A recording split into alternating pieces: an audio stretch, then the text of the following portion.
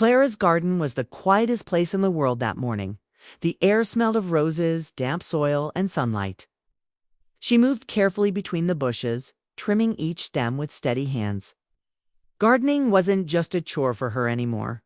It had become a way to fill the silence that had taken over her life. Her husband Daniel had been gone for 2 years, and though the pain had softened, the loneliness had stayed.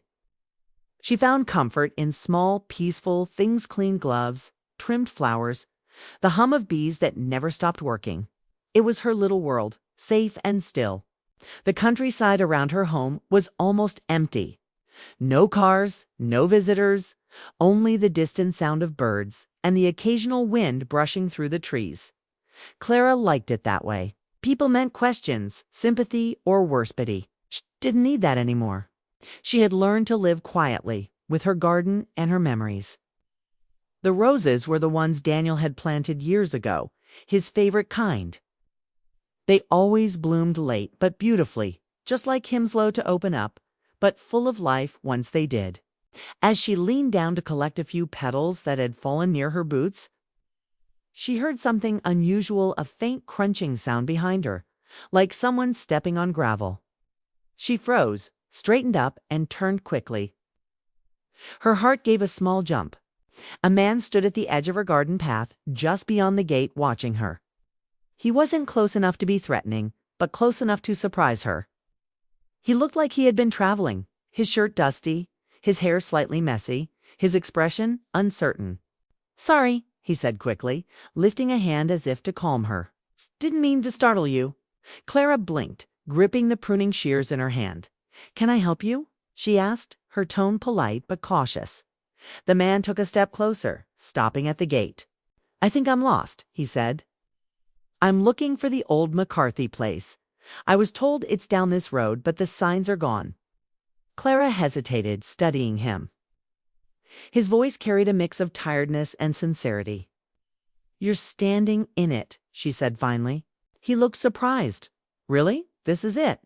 She nodded. "Yes, though it's not much to look at these days." He smiled faintly. "It's beautiful," he said. "More alive than most places I've seen." Clara wasn't used to compliments from strangers, especially not about her garden. She tilted her head slightly, curious. "Who are you looking for?" He shifted his weight as if trying to decide how to answer. Then he said, "You're Clara, right?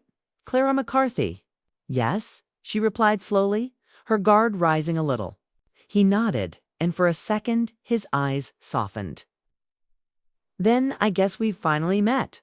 I'm Luke Turner, Daniel's nephew." The words hit her like a small shock. She blinked, trying to remember the name. Luke. Yes, Daniel had mentioned him once, years ago.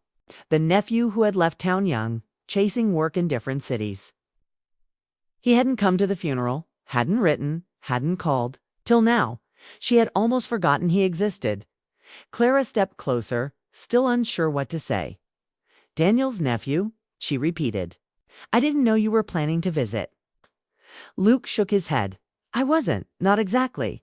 I was just passing through. But when I realized how close I was, I thought I should stop by." There was something genuine about his tone, something that made her lower her guard a little.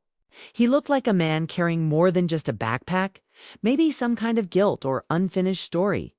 "Well," she said after a pause, "you've come a long way. You'd better come in before the sun gets too hot." Luke opened the gate and walked toward her, his boots brushing against the gravel path. Up close he looked older than she expected, maybe mid-30s, with kind eyes that held a bit of weariness. He glanced around at the rows of roses, the worn wooden fence, the house behind her. "It's strange," he said softly, "being here after hearing about it my whole life. Uncle Daniel used to describe this garden all the time." Clara's chest tightened. It had been so long since anyone spoke of Daniel like that. "He loved this place," she said quietly. "Said the garden made him feel useful." Luke smiled a little. "He said you made it beautiful." That stopped her. She looked away, pretending to fix her gloves. "He always said nice things," she murmured. For a moment, neither spoke. The breeze moved gently through the flowers, and the sound of bees filled the silence between them.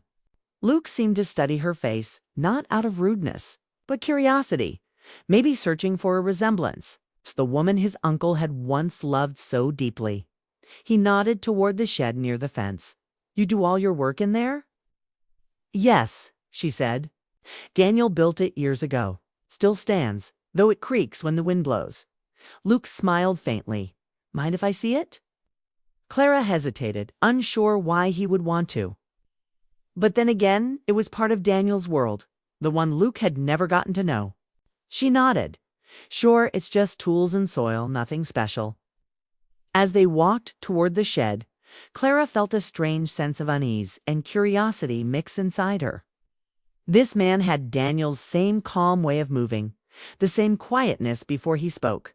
It stirred something in her heart she didn't want to name, not longing exactly, but a reminder of something she thought was gone forever. When she opened the shed door, the scent of wood and earth filled the air. Sunlight streamed through the small window, cutting across shelves of pots and gardening tools. Luke stepped inside slowly, his eyes moving over every detail. The jars of seeds, the hanging gloves, the old stool Daniel used to sit on. "It's like he's still here," Luke said softly. Clara swallowed hard. "Sometimes it feels that way," she admitted. He turned to her, a gentle smile on his face. "Thank you for keeping it all alive." She looked at him, unsure how to respond. Something in his words touched her, not like comfort, but recognition. For years, she had kept this place alive for Daniel. Maybe now, for the first time, she was sharing it with someone else outside. The wind picked up, rustling through the roses. Inside the shed, the air grew warm, thick with quiet memories and the faint hum of life returning. Luke leaned slightly on the doorway, his voice calm. "He would have liked that I came," he said. "Always said I needed roots." Clara smiled faintly, her heart softening. "Then maybe you found them." The sound of the breeze filled the space again, and for a moment neither moved. The world outside felt far away, just a garden, two souls, and a quiet connection forming where loss once lived.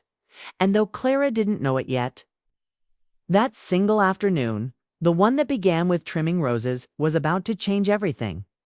The afternoon sun was soft and golden when Clara and Luke walked back to the garden. The air felt heavier now, filled with the warmth of early summer and the quiet that followed their first conversation. Luke had offered to help her finish pruning the roses, and though she rarely let anyone near her plants, something about his calm voice made her say yes. It had been a long time since another person had worked beside her in that garden. Clara handed him an extra pair of gloves and pointed to the smaller bushes near the fence. "These are new," she said. "They still need shaping." Luke nodded, slipping on the gloves and kneeling down without hesitation. He moved carefully, unsure but willing to learn. It reminded Clara of Daniel's early days in the garden, clumsy at first, but patient. Watching Luke work brought a strange comfort she hadn't expected. They worked in silence for a while only, the sound of shears snipping through stems and the soft buzz of bees filling the space. Every now and then, Luke glanced at her, as if he wanted to ask something but held back. Clara could feel it, unspoken curiosity between them. She wanted to ask about his life, where he'd been all those years, why he hadn't come when Daniel passed. But she didn't. The air between them felt fragile, like a thin thread that could break with the wrong word. After a while, Clara straightened up and wiped her hands on her apron. "Let's take a break," she said. "Okay." She motioned toward the shed. "There's lemonade inside." Luke followed her toward the small wooden building at the edge of the garden. It stood half in shade, half in sunlight, its old hinges creaking slightly when Clara pushed the door open. Inside, the air smelled of earth and cedar wood. Tools hung neatly along the wall, pots stacked on shelves, and a small window let in a streak of golden light. "It's smaller than I thought," Luke said with a faint smile as he ducked inside. Clara smiled too. Daniel liked things simple, said big spaces make you lose focus. Luke looked around, running his hand along a wooden shelf. He was right. Feels peaceful in here. She poured 2 glasses of lemonade from a jug sitting on the workbench. It's peaceful because it's full of his things, she said softly. He built most of this with his own hands. Luke accepted the glass from her, nodding thoughtfully. He used to talk about you, said you had a way with life, that you could make anything grow. Clara paused, her fingers tightening around the cup. It had been years since she'd heard anyone speak about Daniel in the present tense. Exaggerated, she said, forcing a small smile. Luke shook his head. No, he admired you. Even when I was a kid, I could tell. She didn't know what to say. His words filled the shed with an unexpected warmth. For a moment, the loneliness she had carried for so long began to fade. She looked at Luke again and noticed how kind his eyes were. How they carried a quiet sadness beneath them, different from Daniel's, but familiar. A light breeze passed through the open door, carrying the scent of roses. As they stood there, the shed door suddenly creaked and swung halfway shut with a thud. Luke reached out quickly to stop it from closing, but the latch jammed against the frame.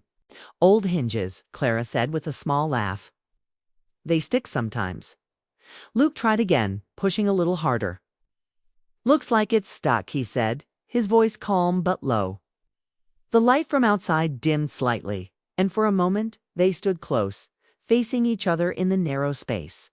Clara could feel the quiet tension in the air, not the kind that frightened her, but the kind that reminded her of being alive.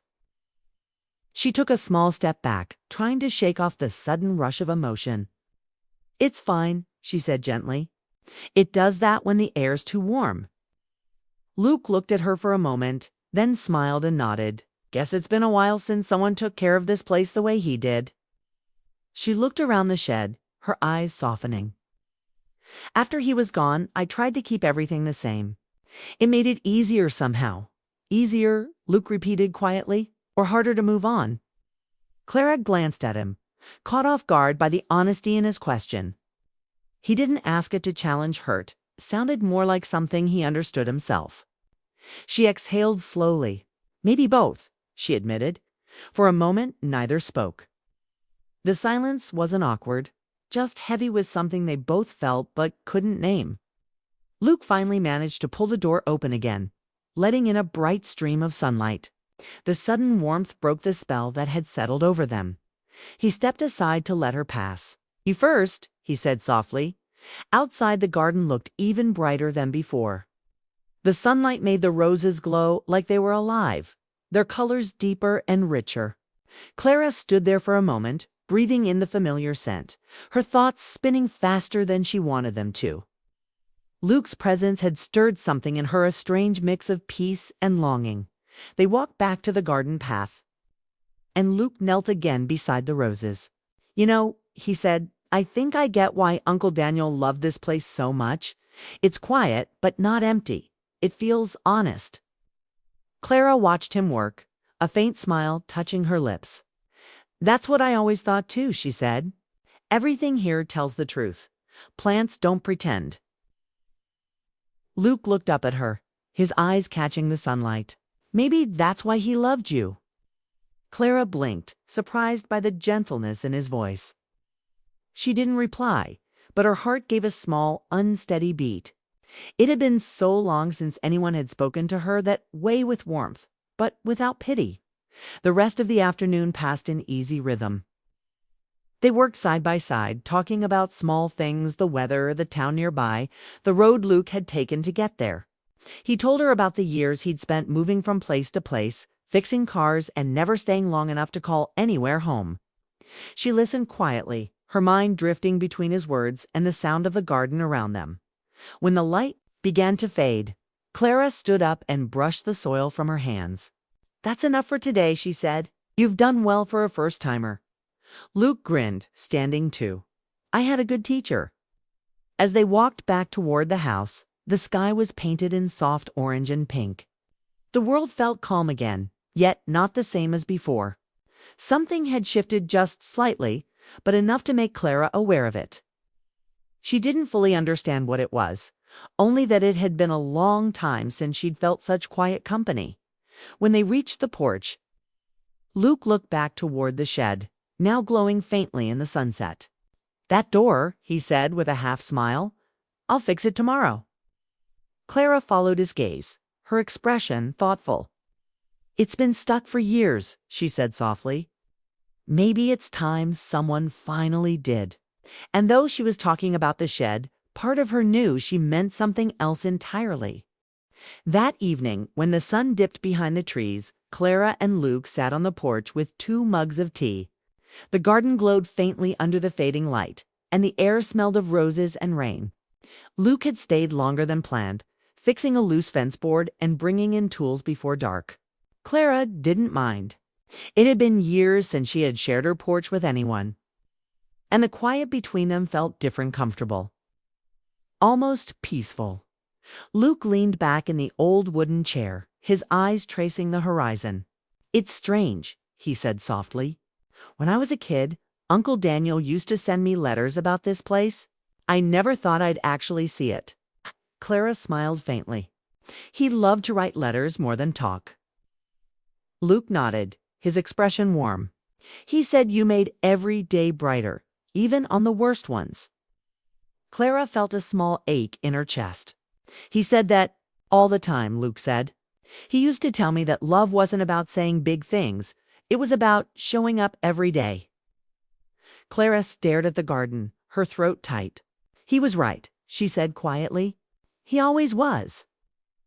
For a while, they didn't speak. The sound of crickets filled the air. Then Luke broke the silence again. "I didn't come here just to visit," he said, his tone softer now. "I came because I think I've been running too long. I moved from one town to another, fixing things that don't belong to me. I thought maybe it was time to fix something that did." Clara turned to look at him, confused. "You mean, I mean this house," he said. "This place. It's family. It's the only thing that still connects me to a man, maybe to something real." Clara didn't answer right away. Her mind filled with mixed feelings. The idea of someone living there, filling the empty space, felt strange and comforting all at once. For years she had only known silence and memories. She didn't know if she was ready to share them. "Are you sure?" she asked quietly. "It's an old house. It needs work. And I'm not used to company." Luke smiled gently. "Then maybe we can both learn. I can fix the house, and you can try getting used to me." She laughed softly, the first genuine laugh she had felt in a long time. "You sound confident." "Not confident," he said. "Just hopeful." The word lingered in the air like a small light in the dark. Hope. Clara hadn't let herself feel that in years. The next morning, Luke woke early and began working before Clara even came outside. She found him near the barn, sleeves rolled up, repairing a broken piece of wood. "You don't waste time," she said, smiling. He grinned back. "If I stop moving, I start thinking too much." "Thinking isn't bad," Clara said, handing him a glass of water. "It is when you're thinking about things you can't change," he replied, his tone quiet. She didn't press him for more, but she understood. Everyone carried their own weight, and sometimes fixing things was easier than talking about them. As days passed, Luke became part of the rhythm of the house. He painted the porch, repaired the garden fence, and cleared out the shed. They worked side by side most mornings, sometimes talking, sometimes just sharing silence. The space between them began to feel familiar, not forced. Clara found herself waiting for his footsteps each morning, and when he wasn't around, the house felt too still. One afternoon they took a break under the old oak tree near the back fence. The sky was bright blue and the wind carried the scent of summer. Luke leaned back against the tree, wiping sweat from his forehead. "You ever think about leaving this place?" he asked suddenly. "Once or twice," Clara admitted. "After Daniel passed, I thought about selling it. But I couldn't do it. Every wall, every path holds a piece of him." Luke looked at her for a long moment. "You really loved him." "Yes," she said softly, "and I still do. But love doesn't stop you from missing life. It just makes it harder to start again." He nodded slowly. "I think I understand that." Clara turned toward him. You lost someone too, didn't you? Luke hesitated. Not like you did. But yes, my mother.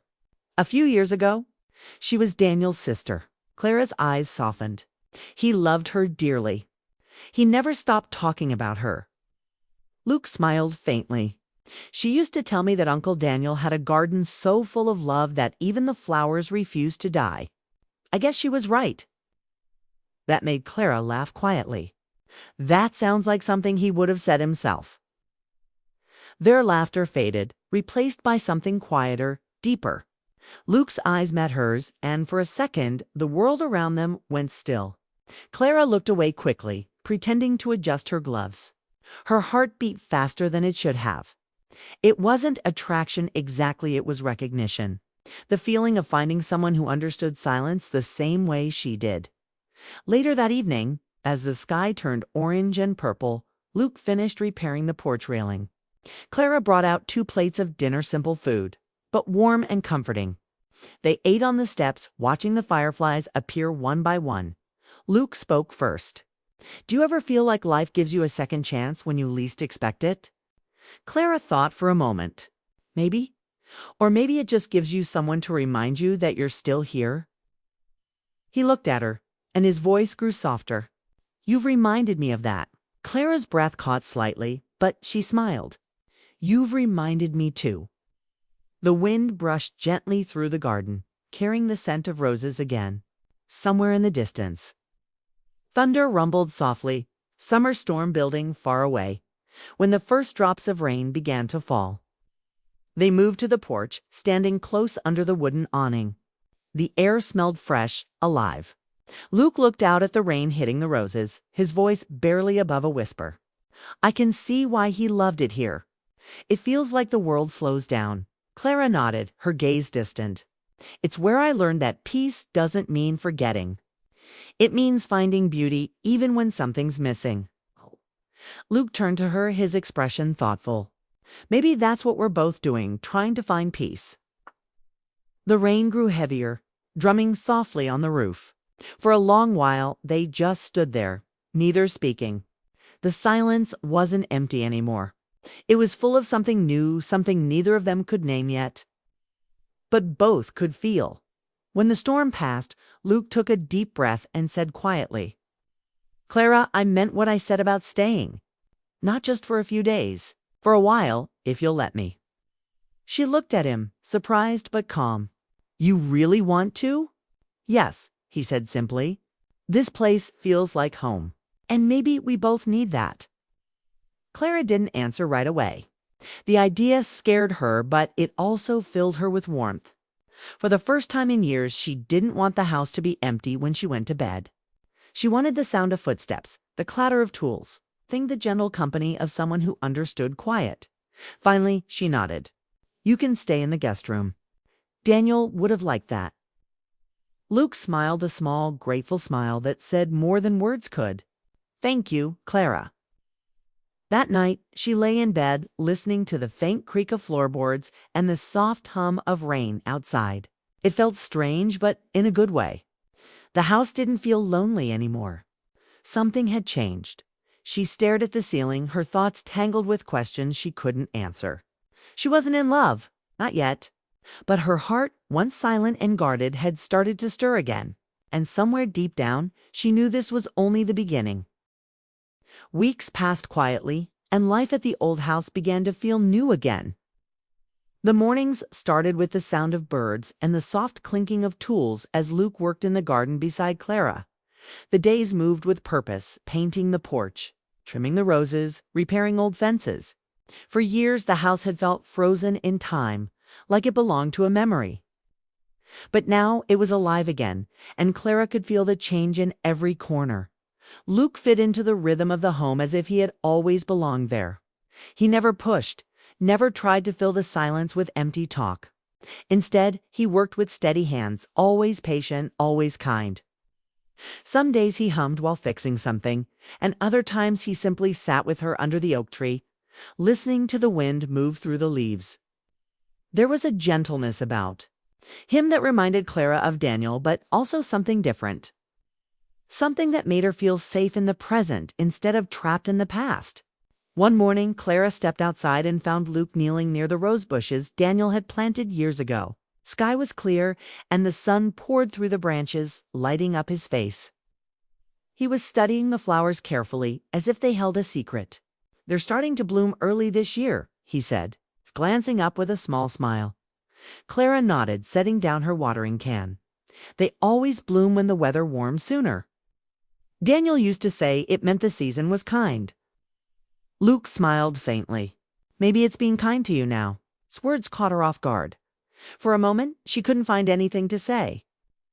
The garden around them was full of color-deep reds, soft pinks, and creamy whites swaying gently in the breeze. It felt like the world was breathing again. She knelt beside him, touching one of the blooms. "He loved these roses," she said quietly. "He said they reminded him of beginnings." Luke looked at her, his voice steady but filled with warmth. "Then maybe it's time you let them bloom again." "Really bloom." Clara felt her throat tighten. "You sound like him sometimes." He laughed softly. "I don't mean to. I just think maybe he'd want you to be happy again." She glanced at him, eyes glistening with emotion. It's hard to think about happiness without feeling guilty. Like moving on means forgetting. Luke shook his head. "It doesn't mean forgetting. It just means remembering in a new way." His words lingered in the air. They both stood quietly, watching the roses sway. For the first time, Clara didn't feel the same sharp ache she used to feel when she thought about Daniel. Instead, she felt peace, soft and gentle. Like the sunlight filtering through the leaves. As the weeks went by, Luke continued to work on the property. He fixed the shed door, repaired the barn roof, and even built a small wooden bench at the edge of the garden. One evening, he called her out to see it. "For you," he said simply, "a place to rest when you're done working." Clara sat down, running her fingers over the smooth wood. "It's beautiful," she said, smiling. He shrugged lightly. "You've done enough for this place, Kay. You deserve something that's just yours." That night, Clara couldn't sleep. "Kay?" She sat by the window, watching the moonlight touch the roses. The house no longer felt heavy with memories. It felt alive with new ones. She realized that Luke's presence hadn't erased Daniel's memory, had brought it back in a softer way, allowing her to hold it without pain. The next morning, Clara woke to the sound of laughter outside. Luke was talking to a neighbor who had stopped by to ask about repairs. It had been years since anyone came by just to chat.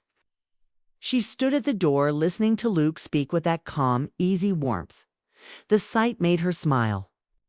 For so long, the house had been closed off, and now it was part of the world again. Later that day, she joined him in the garden. He was fixing the small bird bath near the rose bushes. "The birds will thank you," she said playfully. He grinned. "You think so?" "I know so," she replied. They both laughed, and for a moment it felt like all the heaviness of the past had lifted. The air around them was full of light and sound, birds chirping, leaves rustling, bees moving lazily from flower to flower. Life had returned, and it was beautiful. As the sun began to set, Luke stood up and brushed the dirt from his hands. "You ever think about what comes next?" he asked quietly. Clara tilted her head. "Next?" "Yeah," he said, glancing toward the house. "You've spent so many years taking care of what was. Okay, maybe it's time to think about what will be." She looked around the roses, the garden, the open fields beyond the fence. "I don't know," she admitted. "This house has always been my world." "Then maybe your world can grow a little," he said. His words made her heart stir. She didn't answer right away, but something about what he said stayed with her long after the conversation ended. A few days later, Clara found Luke standing by the shed, painting the door a soft shade of green. The same shade Daniel had once said reminded him of spring mornings. She stopped and watched him for a while. He noticed her and smiled. "I thought I could use some color." "It's perfect," she said softly. When the paint dried, the door looked new again, fresh and full of life. Clara reached out to touch it and felt a quiet rush of gratitude. "Thank you," she said, her voice barely above a whisper. For everything, Luke met her eyes. You don't have to thank me, Clara. This place, it's helped me too. I didn't realize how lost I was until I got here. She smiled gently. Maybe we both found something we needed.